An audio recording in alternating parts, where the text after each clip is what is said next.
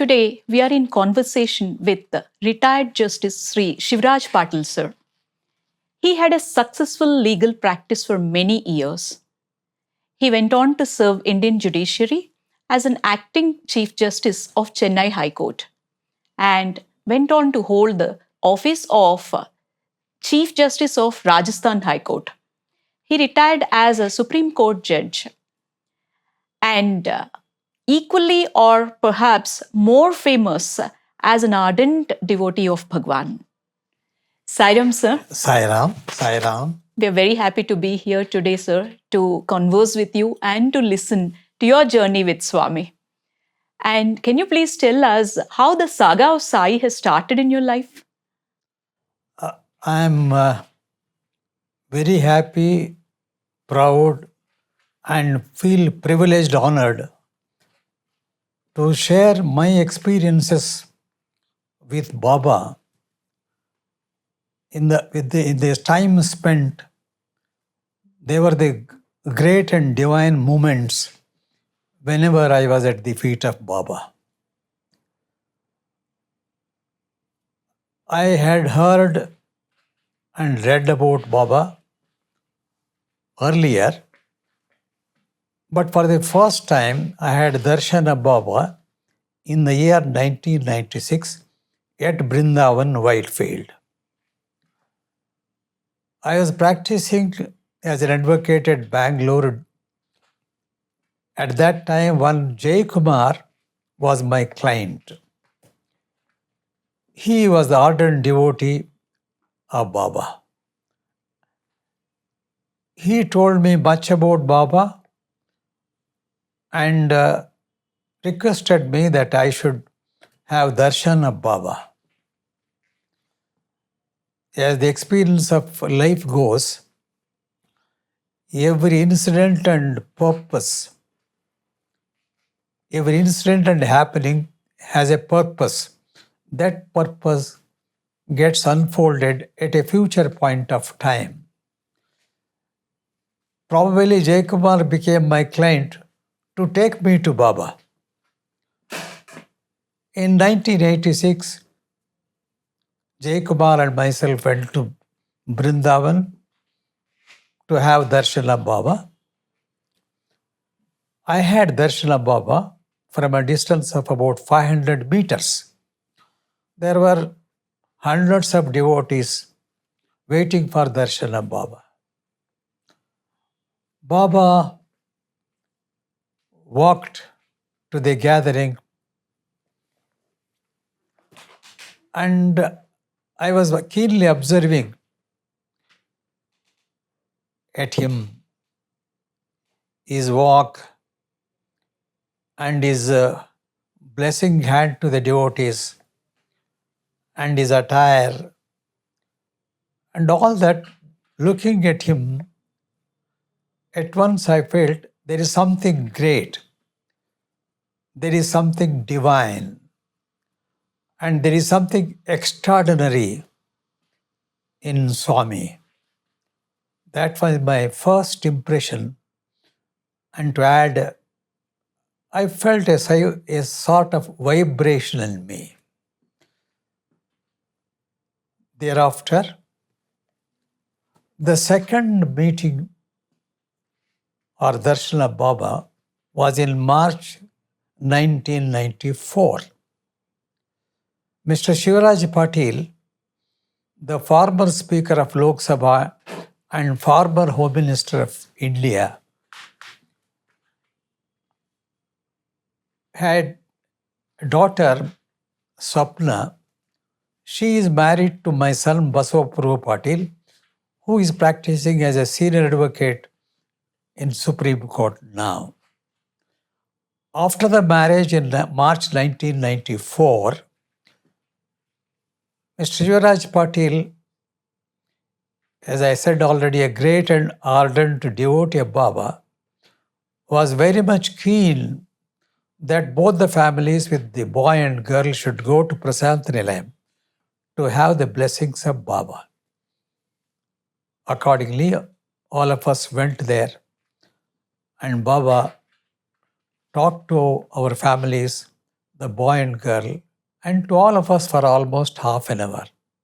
This time, I had close darshan of Baba, maybe from 10 feet.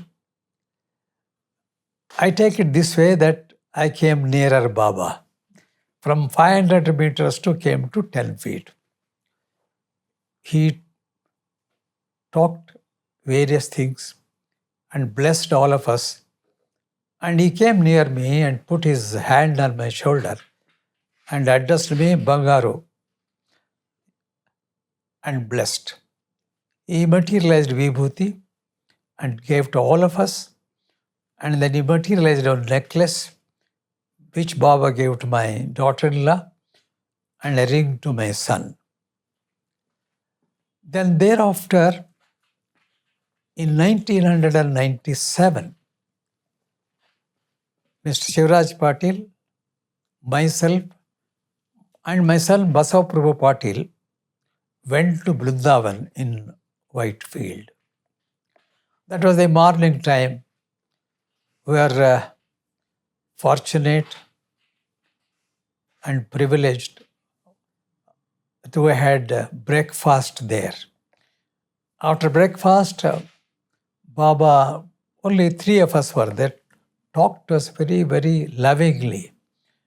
And he asked me, will you wear if I give something to you? It was a very great and pleasant surprise to me. I said, Baba, that will be a great blessing to me. Baba materialized a Navaratna ring and put on my finger. And he checked like this and said, it fits you well, made to order. At every moment, whenever he talked to us, interacted with us, a mother's love was flowing. Baba himself, embodiment of love. These words Baba used every time, addressing the devotees, embodiment of love. Baba himself was embodiment of love. I felt a motherly affection to me. And then in 1998, I had darshans in between and occasionally also. But fortunate thing for me was almost every time I had darshan and met, I had personal interviews. And hardly once or twice I did not have personal interview, but Baba was able to bless me with this sign and came near, materialized Vibhuti and gave to me. Thousands of devotees wait for darshan of Baba. Not only within the country, beyond the borders of this country. People come in large number, wait to just have a glimpse of Baba from quite a distance.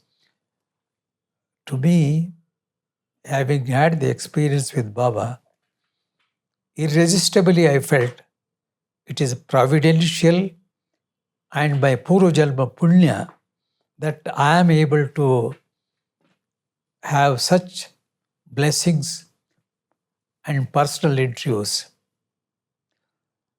The very fact that we are living or we lived during the time of Baba itself is great dividend conferred on us by God or divinity. Added to this, meeting him, having close darshan, personal interview, being blessed affectionately, the ring and other articles which I'll share a little later. This is something I value greatly in my life. Every meeting with Baba profiled me to do something more, something better. And in 1998, when I was judge in the High Court of Madras, Mr. Shivaraj Patil and my son Basavaprabhu Patil had gone to Swami to have his darshan. At that time, Swami asked, how is father? He asked my son, how is father? My son over telephone informed me that Baba was inquiring about you. Then I felt, if Baba has remembered, that means there is a message that I should go and have his darshan. The very next week, I came and went to Prashanti Lalam at Puttaparthi. Baba gave me personal interview. And some others also were there.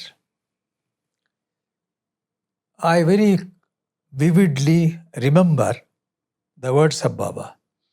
Baba said, you have been doing good work, and this hand of yours has to do more work. I did not understand the significance of these words then. Perhaps it is the experience of many of the devotees of Baba. Sometimes Baba used to say very casually, very lightly, very few words, but meaning of those words and the context could be understood later after the happening of the events and relating them back. And that was my experience as well. He said, this hand has to do more work.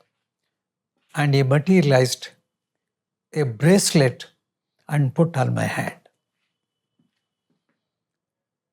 I went back enthralled and highly blessed to Madras. I was sitting in a division bench.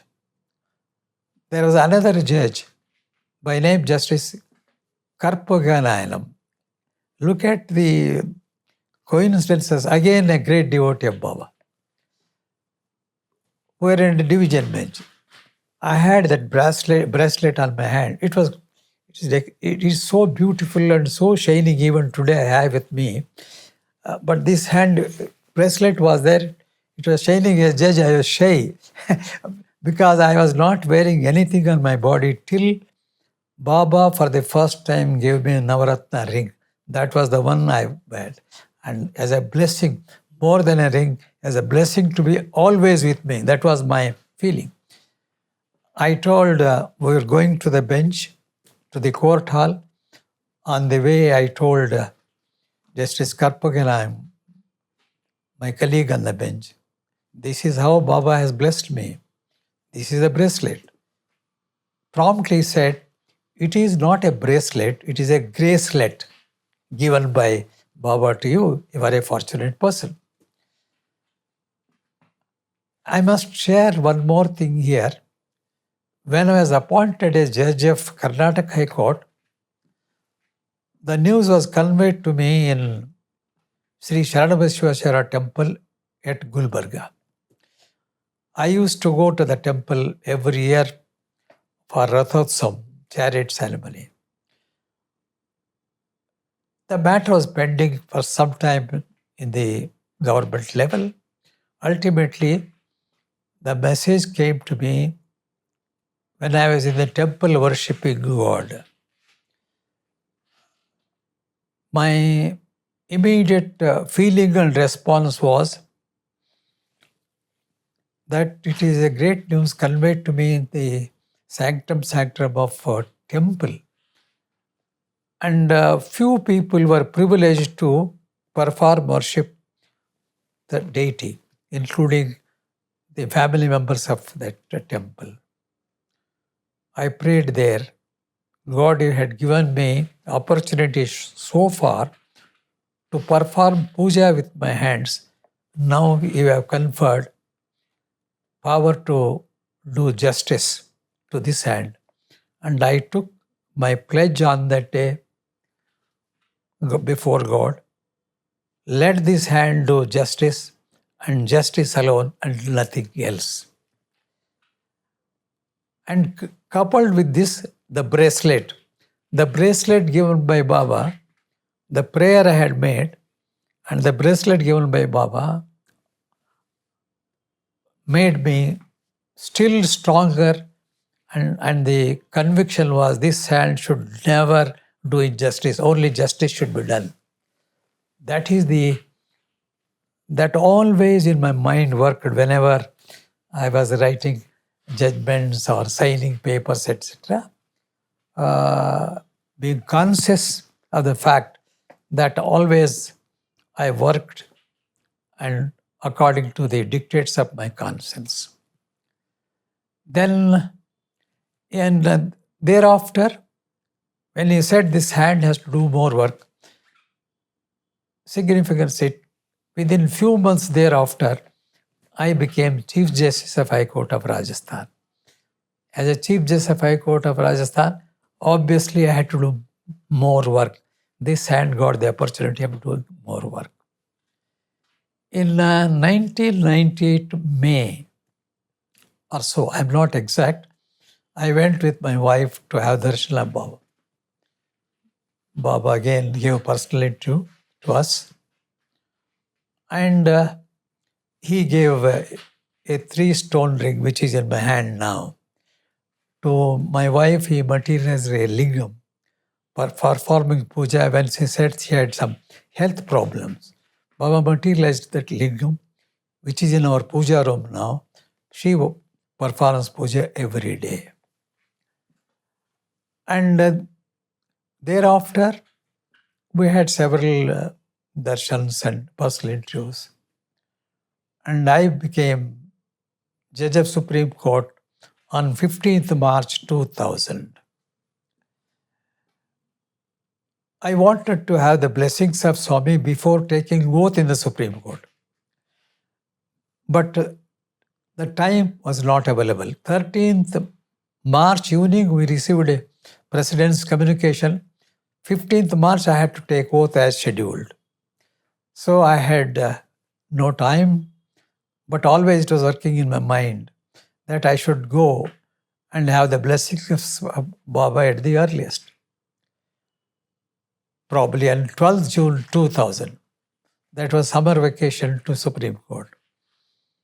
I came, and myself, my wife, my son, all of us went for darshan of Baba. Baba asked me, how is work in the Supreme Court? In his inimicable style of talking, how is the work in the Supreme Court? I said, Baba, with your blessings, all is well. All right. After talking to us for about 15-20 minutes, he materialized a watch. He put me that watch on my hand. First he asked me, do you have a watch? I did not say anything. I just remained silent. He knows everything. But he materially gave me a watch. And I had read in a book, Sharanam, some book is there. I'm not exact about the title. In that book, an incident is mentioned. Swami materialized a watch and gave to a student. At that time, Swami explained the meaning of the watch. He asked the student first, do you know what is meant by watch? The student could not. Baba explained, look, watch means watch your words, watch your actions, watch your thoughts, watch your heart and watch your character. WATCH. Words, actions, thought, heart and character. This is not an ordinary. I took the watch material given to me. Remembering that, I thought, this is not an ordinary watch. This is a watch firstly blessed and given to me by Baba. And this watch is a message of Baba in terms of what is meant by watch. And if one follows the explanation given by Baba about watch, I think there is no chance to go wrong. You will be always righteous. Because entire message is in those letters of watch. I was conscious again. Oh, this is the watch. Whenever I looked at the watch or looked at the time, and whenever I had to think or whenever I had to act, every time I was conscious of this watch, in the real sense, this message. That helped me a lot. Every time, whenever Baba is blessed or talked or shared, I have grown without my knowledge, and possibly all of them have touched deeply my heart and have helped me in a way culturing my conscience, working that way. So I went back to Supreme Court of summer vacation and continued to perform my work. I considered, and still I consider myself very greatly privileged to have such a great affection, concern, and benevolence of Baba on me. The blessings of Baba were always with me, and they are with me. Baba was there, is there, and shall be there. It is a matter of one's faith. In my view, faith has great power. If your faith is strong, you have the power in it. I have been talking about Baba whenever occasions permitted me. And I'm clear in my view that some may recognize, may respect Baba for the miracles, according to them, miracles. But many have great devotion to Baba, not for miracles, but the marvelous service rendered to the humanity. If it's a water project, or medical facilities or hospitals, and wherever human service is rendered to the humanity. Here I must add, Baba did not come to this world or take this avatar for establishing any new religion. He wanted that every religion should be at its best, and every religion must have compassion and love, and every religion must think of good of the humanity. So, there are religious places like mutts and dharmakshetras and all of that. Priest or head of the mutt will be there, Jagat Guru or a Swami. If I have to answer a question, to which dharmakshetra or pita Swamiji was a Jagat Guru? According to me, not a particular religious pita. Swamiji was Jagat Guru for the entire humanity, not confined to one religion or one pita. This is how I look at it. And the other great and striking thing is, it is difficult to get people gathered. So many huge efforts are made to collect the people for functions. No invitations, no advertisements. And people not only within the country, people all over other countries from, I can say, global approach. People used to come, I have seen, irrespective of religion, from all countries, in large number, on occasions in lakhs.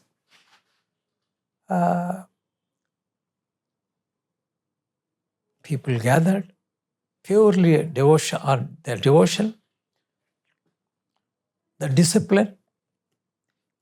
When a big function is organized, you can see thousands of khaki people, police people to control, regulate, organize. In Baba's place, lakhs of people used to gather. Look at the discipline. I mean, it's something extraordinary. So his messages are universal. I can say his messages are sanjeevani to suffering of the world. Whatever evils today in the world, sufferings are there. Baba's messages are simple, but very, very, very touching. And if those messages are followed, this world will be an excellent place to live in. They are like a sanjeevani. I'll say only two things, or two messages, which have impressed me. Rather, three. One is very common, every devotee knows. Love all, serve all. Help ever, hurt never. These few simple words just emotionally connect them. One is reading sentences or words literally is different. Reading the very words emotionally is different. If you read them emotionally, if you transliterate them, not merely translate them, the impact is different.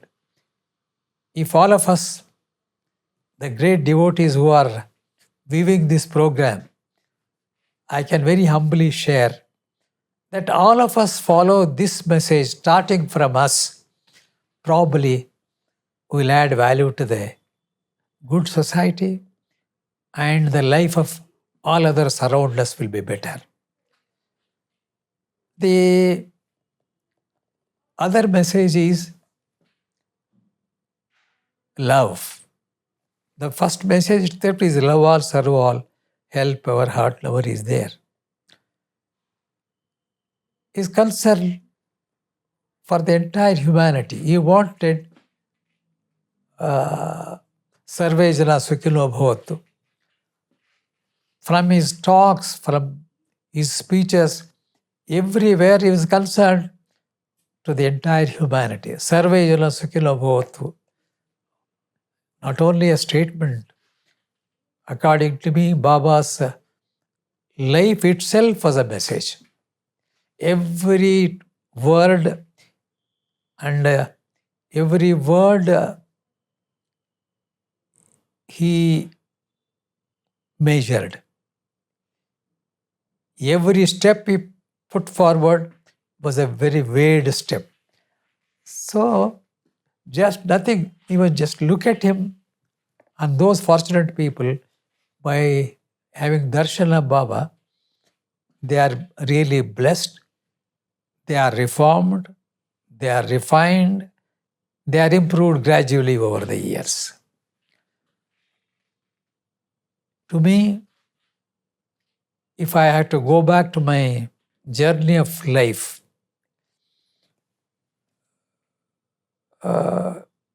I strongly believe in divinity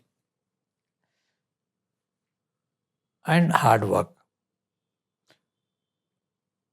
The human efforts and divine grace together make the things possible to achieve. I was born in a most backward village of old Hyderabad state. And I lost my mother when I was 2 years old. My mother was very simple, uneducated, and very innocent. When she was feeding me, she used to call the children of my age around my house. They were from different communities. 5 or 6, all of them were sitting in line. My mother was feeding all of them along with me. And possibly her sense of secularism And her sense of compassion and concern for the others had left a deeper impression on me over the years, possibly. And I'm a very blessed person. At every stage of my life, I felt blessed. I believe strongly in the divinity. As I already said, to reiterate again, human efforts plus divine grace, something good happens. That is not my statement, that is my experience of life. If I look back for every stage I got it, possibly I met Baba for the first time at darshan in 1986. I can add here, I had Baba's blessings in retrospect perhaps. As I said, till I reached the Supreme Court, I was not born with a silver spoon. Economic conditions was really bad. I know poverty by suffering and not merely by definition. I had the primary education in Kannada medium in my village. I had to go to high school to Raichur district headquarters. Once I missed the bus, the only bus from my village. I was keen to attend the school next morning. I had to go in a bullock cart. Whole night I traveled in a bullock cart and attended the school on Monday. At some time in 8th standard or so, I had only one shirt. I used to wear and wash at night and wear again in the morning. For 6 months, this was the position. Only to reflect that how this I am narrating to connect to a point which I shall share very shortly. I completed my studies in matriculation, and with all the hardship and difficulties, I had the determination to do something and to be something. If I look to my further journey, here itself I'll share honesty. Rather, first I'll put it in the order: hard work, honesty, humility, and commitment get blessed by divinity. 3H I'll put it: hard work, honesty, and humility get blessed by divinity. For me, in my adverse circumstances, without much background, if I could do that, why not others? So, people should not have lame excuses. And in the name of fate, our luck should not be lazy. If you are determined to work hard, if you are honest, you are humble, and you want to achieve something, you shall. The position is, sometimes we have adverse situations, adverse circumstances, but the same adversity can be converted into advantage, which when I come to my days of professional practice, one incident happened, I'll relate to them later. After I completed my matriculation, I had to go to further study in a college, Hyderabad area, which was called Hyderabad, Karnataka, Gulbarga, Raichur and Bidar. There was only one college for all the 3 districts, that too up to intermediate college, equivalent to PUC. In my village, I was the first graduate. Till that time, people were all uneducated. My father himself had studied up to 4th standard in Urdu. And there was nobody to guide me what course I should choose in a college. My relatives were not educated. My father was not educated. Nobody to guide me. As I said, I'm the first graduate from the village. I went to Gulbarga, that intermediate college,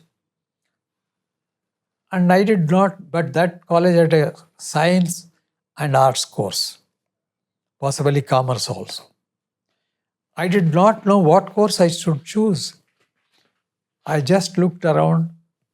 There were queues, lines for getting admission forms. In one of the queue, I sighted a friend of mine, a classmate in matriculation. Oh, my friend is here, let me go and stand in that queue. I went and stood in that queue, and that led to science. And I had to do science, and I did my BSc. By that time, during my college career in BSc, I was the president of the Students' Union. I was considered to be a very good debater and all that. Looking to that, my principal called me, Mr. Patil, I see in you a good lawyer. Do law and don't do MSc. By that time, I had also inclination to do law. I did complete law and practiced. During my professional career as a lawyer at Gulbarga, there was one senior advocate, very popular, prominent, and excellent practice he had. His number of years of practice was more than my age. I joined bar as 23. By that time, he had already put in 30 or 40 years practice. My principle was, I must respect my elders and seniors. I used to respect every senior advocate in the bar. Even somebody had joined bar yesterday, still I would respect him. To this great lawyer, whenever I was wishing him, saying namaskar, he just used to ignore. Hardly, sometimes, if I was lucky enough, he would simply nod his head. In the ordinary course, what would be the reaction of young persons without blood?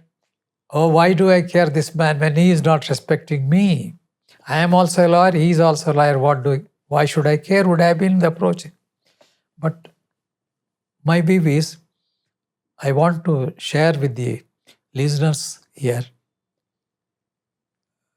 positive approach is a very important factor in life. My point was at that time, well, I need not find fault with him.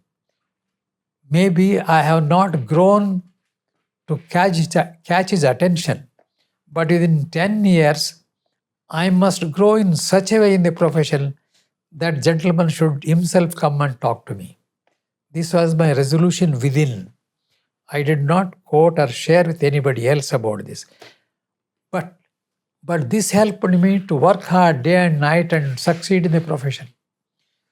Believe me, exactly 9 years of my joining bar, I became the leading most lawyer at Gulbarga.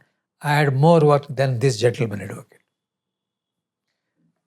One day he came from backside. Otherwise, had I seen him, I continued to wish him. He patted and asked me, Patil साहब, आपके पास मेरा कुछ काम है. मैं बोला, बोलिए साहब. He said, please get admission to my son in engineering college. By that time, I was the legal advisor to the HKE society, which was running that engineering college. So my decision or resolution that he should come and talk to me was fulfilled. I celebrated it in silence within myself. So the central point I want to arrive at is our focus on this point, that the adversity can be converted into advantage. This is how I converted that adversity to advantage. Thankfully to the gentleman, Had he not behaved that way, probably my progress would have not been in 9 years, but it would have taken longer time. So whenever obstacles come, we must have the courage and determination, have a zeal to overcome them and come. And that's true in my case. And while I was practicing as lawyer, several such instances. I will just share one more instance here itself. There was one poor lady who came to my office for professional service. I could see her from my chamber, through a glass. My juniors and clerk were outside. That lady, maybe 55, 60 years, with a torn sari. I could make out that she is a poor lady. She needs definitely our help. I called her directly and said, "What's your problem?" She narrated her problem. I said, "You don't worry. We'll not charge any fees for you. I'll work freely for you." Then it was a case we succeeded in all that. To put it in a nutshell, she was very happy. She was prostrating. I had prevented her. I told her, "You are lady of, probably my mother was alive, she would have been of your age. Don't do that." But she did not stop at that. You know, in our country, especially in the rural area, people are so very humble, so very grateful. And she said, "Sir, I pray for you. I pray for your family. I pray for your children," and all that. Contextually, I'll take this instance. When I became Chief Justice of High Court of Rajasthan, there was a felicitation function in banquet hall at Bangalore. And in my response to the felicitation, I remembered that lady and said this.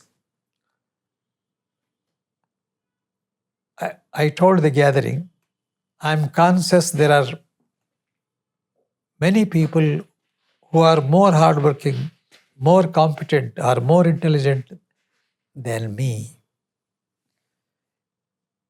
But I got the opportunity of becoming Chief Justice of one High Court. It's not only because of my hard work or intelligence. Perhaps the other element is prayers of the people also have helped me in coming to this position."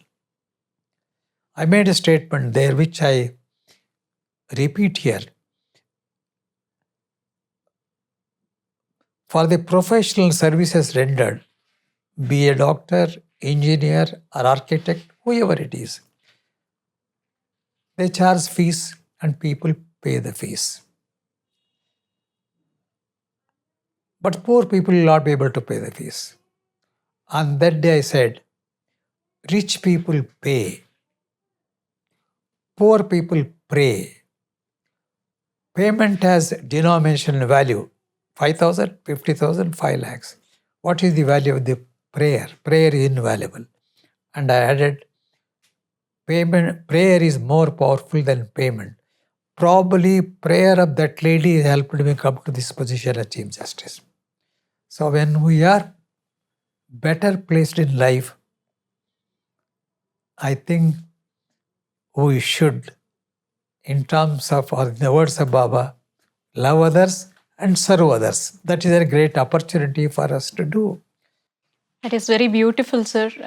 Whatever Swami always says that whatever we have, God blesses us with abundance so that we can share it with those who are a little less fortunate than us. And if I'm correct, you were a faculty at SSL Law College. Yes. And then you went on to become an honorary principal of the same college. That's right. Being a faculty, now there are a lot of young aspirant lawyers and who want to come into the legal profession. What, according to you, is one value that no lawyer should compromise on? Yes. I must narrate about the college.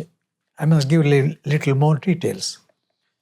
I was the student of the first batch of Law College at Gulbarga, SSL Law College at Gulbarga. I was the president of the students' union in that college. I was a part-time lecturer in that college and ultimately became honorary principal of that college. So I had opportunities and experience as a student, as a teacher, and as a principal in that college. To your question, that those who complete law and want to join profession, or after they join profession, what one principle they should do. Not only for law, for in every walk of life, in all professions, people should maintain the ethical standards. Come what may, if you are on right lines, and if everybody wants to become rich, all right, become rich, but not somehow. You become rich in right royal way. You earn in a right royal way, not somehow. So ethical standards are very dear to anybody who wants to come up in life. If somebody comes up in life by wrong means, the casualty is the person himself. It will not be long lasting. At any rate, you can't hold your head high. On the other hand, if you have maintained ethical standards and you are in a right royal way, probably you can hold your head high and you need not salute everybody. Possibly for your principles, others will salute you. So for a lawyer, there may be tempting moments he has to withstand. There may be moments where for telling the truth and maintaining the ethical standards he may suffer. But I, for one, in any walk of life, your principles, your righteousness, your ethics must be valued and focused. I can go to one extent. If situations are such,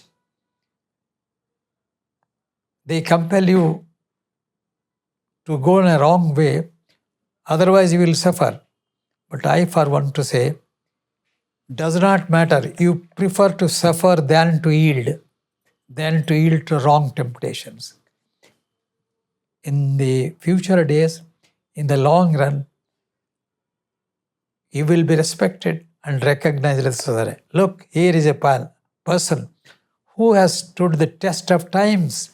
He did not yield to temptations. He withstood like a rock. That is the great respect. So I say this applies to legal profession as well. And then life moves on. As you rightly said, that when, as Baba says, when you get more, something is sufficient for you. When you get extra, something more, that extra comes with a message that share. Share and care. Care and share others when you are better placed. Probably there is no greater joy than that. Sharing is something which gives great joy. And what is the joy can't be defined. That should be only experienced by sharing. Otherwise, the life purpose will be, what good? The same thing I had in my mind. Number of my well-wishers and people knowing me persuaded me to write autobiography. I am coming to this part now because all that will get in here. I never thought from my circumstances in the childhood that I will be a great man one day to write autobiography, or I will be required to write the one. No notes, nothing. But I felt it is desirable. I should do. In Corona period came handy to me. I collected facts, etc. Ultimately, put short, I wrote the autobiography. Two reasons for the writing the autobiography, which will be contextually relevant for sharing. I said,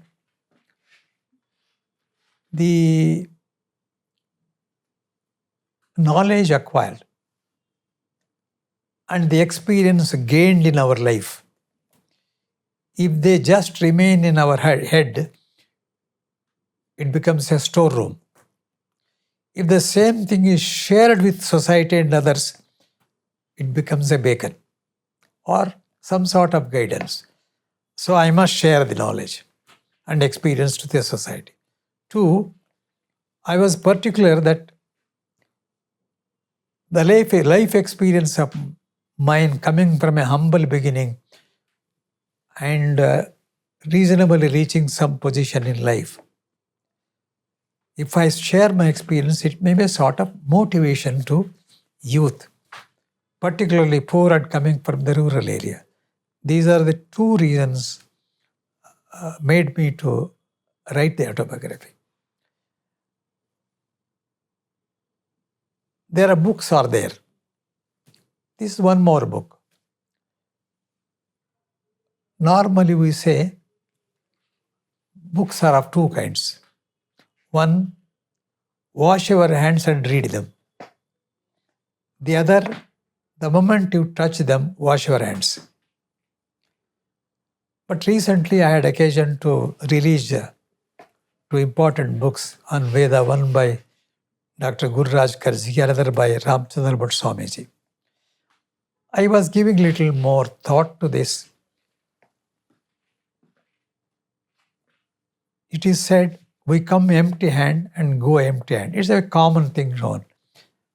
But to me, little more thought came. That is, we must die empty. Not only going empty hand, die empty. What does it mean?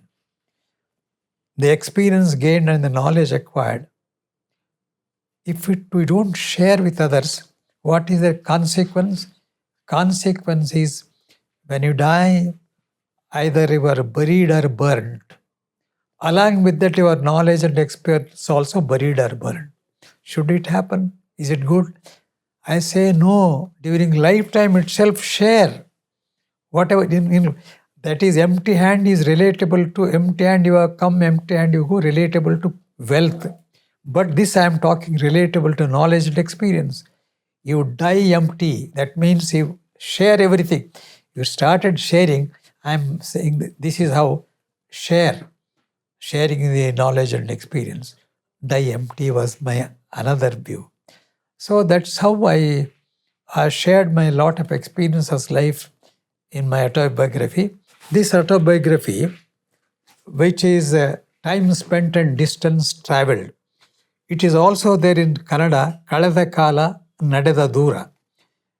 What I have said about Swami is a part of my book. I have a chapter is there. I refer to few elevated souls or realized souls, great Swamijis, about Baba. What I have recorded in my autobiography, 2 paragraphs I want to read.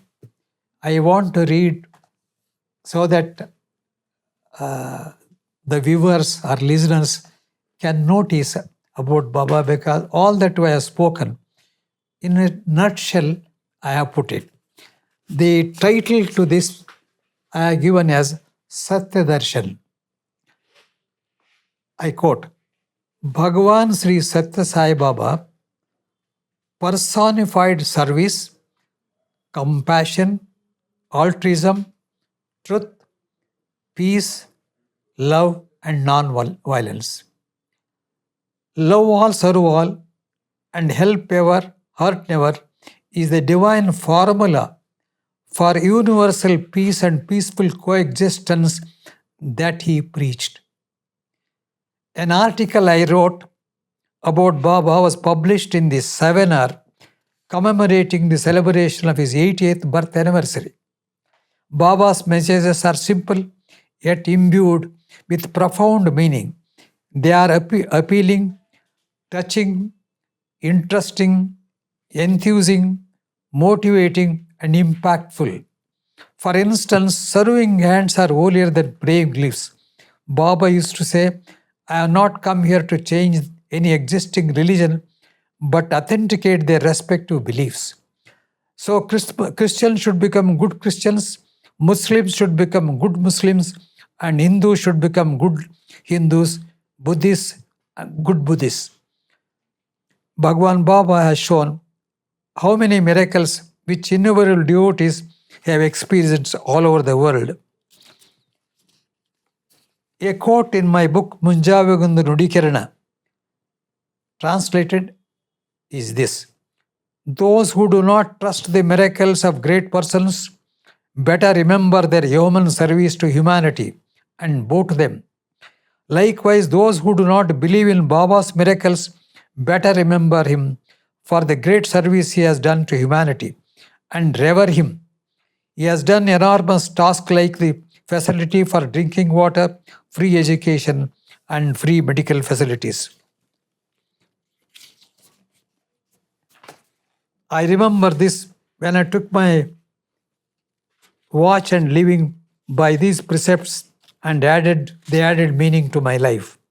Annapurna and I went to Whitefield for Baba's darshan on the morning of 14th May 2000.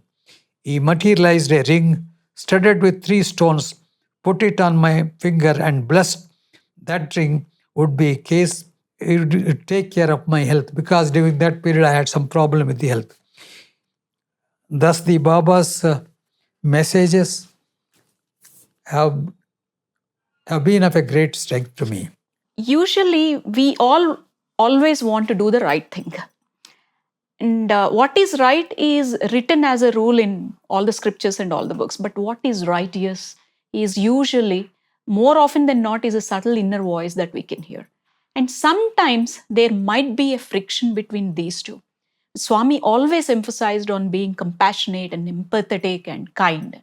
So when we are faced with this dilemma, and how we should take Swami's guidance and message and what we should do. Have you ever experienced anything like this in your personal or professional life? And how did Swami's message help you to deal with this? I should appreciate and thank you for this question. This I will illustrate again by the experience. In my view, things which are relatable to the facts of life will be more impacting than mere theoretical statements. When I was sitting in Madras High Court as a judge, a case came up before me. That case pertained to a young lady coming from a downtrodden society.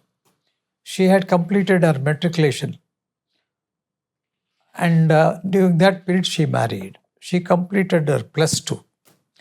She wrote entrance examination for getting medical seat. She passed that also. But medical, in those days, 2 seats were reserved for a deserted woman. During this period, her husband has deserted her. Based on desertion, divorce also was granted. She was thrown out. With all that, with determination, in those odd circumstances, she passed the exam. Government rejected her application on the ground, well, these 2 seats are reserved for deserted women, but you have become a divorced woman.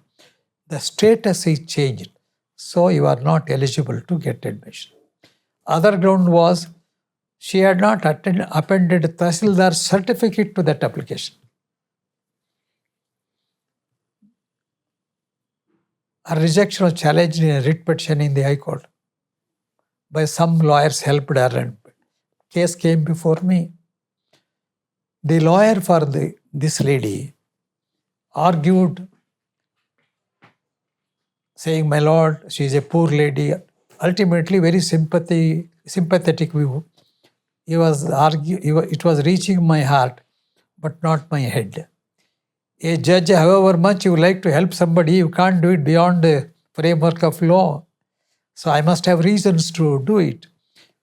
2 reasons given by the government are perfectly all right. Government advocate said, "My lord, this is perfect rejection, no scope for interference." I could have dictated the order in the court, But here comes compassionate aspect or human aspect, human touch and all that. The man in the judge, the human being, the judge told me, don't dictate the order, reserve it and think over. I left it. I said, I'll pass the order later. I reserved the order. But it was working in mind, how best we can help this lady, but within the framework of law. I went on for a week. Then I came across papers. There was a civil court decree in these papers. Decree of divorce was granted on the basis of desertion. So, one ground that she did not appendix the certificate of Tahsildar taken care of because the decree itself shows desertion was there.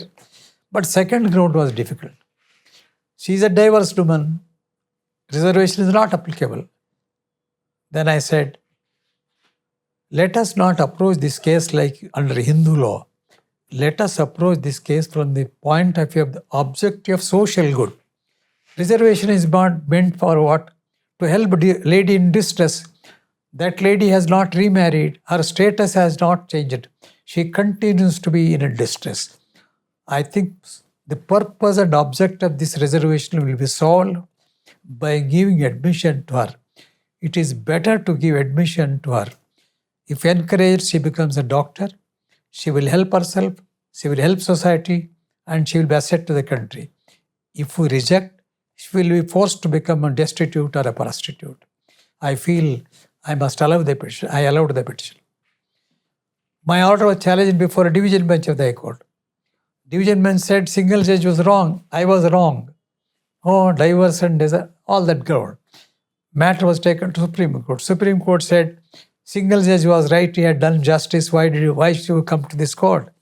Then they said, will you give the seat to her or will pass strictures against the government of Tamil Nadu? Then they said, no, we'll give the seat. My order was upheld. Seat was given. Probably she is a leading doctor in Tamil Nadu. Why I say this is, we have dharma and nyaya. Nyaya is a part of dharma. But sitting in the court as a judge, you have to work within the framework of law. Framework of law, yes, but my personality to give a human touch is not taken away. I can decide a case according to law, but with human touch also. So I wanted to give a human touch. So I made a statement, bend the law to do justice and help others, but don't break the law. Bending is permissible, breaking is not permissible. So ultimately, your approach must do something good to the society. Compassionate and human touch, that's what Baba has been advocating every time. The whole mission is like that. Vision and mission is this only. Love people, help people. What is that? Love all, serve all. You take the simple message, all these are all wrapped in it. That's how, in practical terms, I applied. This is the way I have looked at the issue. And life is full of opportunities. Now, I am so very overwhelmed by the opportunities came in my life, not only as a lawyer, not only as a judge, as a person in the society, coming in contact with a number of issues and people, I had occasion to serve.